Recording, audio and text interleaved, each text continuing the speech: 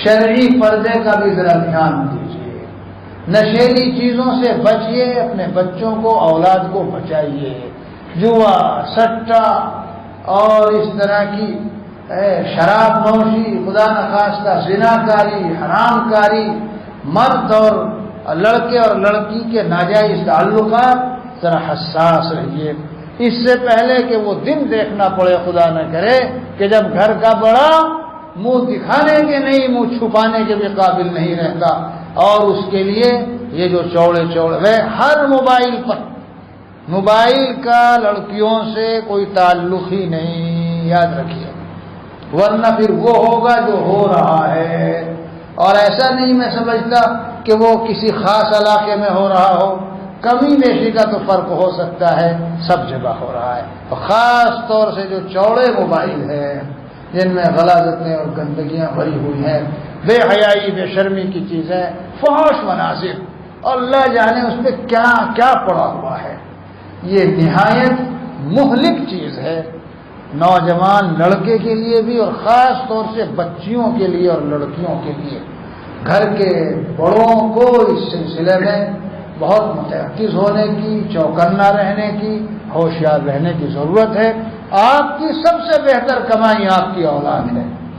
کیونکہ آپ پیسہ کماتے ہیں، مال و دولت کس کے لیے؟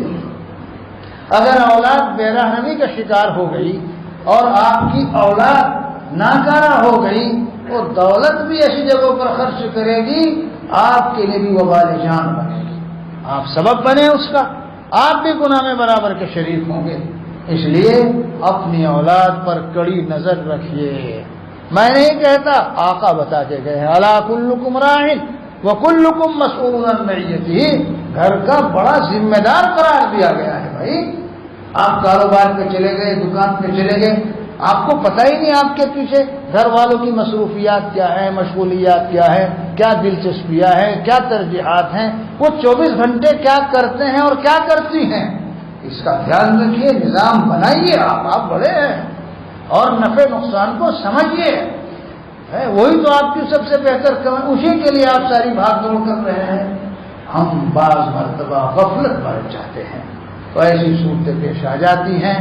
کہ جو سوہان روح بنتی ہیں۔ مجھے کیسے پتہ چلتا ہے؟ میں اخبار نہیں دیکھتا اور میں میڈیا سے وہ بھی نہیں دیکھتا، پڑھتا جانتا کچھ نہیں، وہ لوگ آتے ہیں جن کے ساتھ وہ معاملہ پیش آتا ہے، ہم تو پھر بھی تدبیر کرتے ہیں، کچھ دل تو بہت دکھتا ہے، جی چاہتا ہے کہ انہیں اچھی طرح سے ان کی ضیافت کی جائے، مگر یہ خیال آتا ہے اے بیچارہ زخمی ہے، اسی کو ابھی کچھ کہوں گا تو بجائے مرہم رکھنے کے زخم پر نمک پاشی کرنا ہو جائے گا، یہ تو خود ہی پریشان حال ہے، بس اب اس سے کیا کہوں۔ اتنا ضرور کہتا ہوں بھائی، آپ نے بے توجہی برتی، دھیان رکھنا چاہیے تھا۔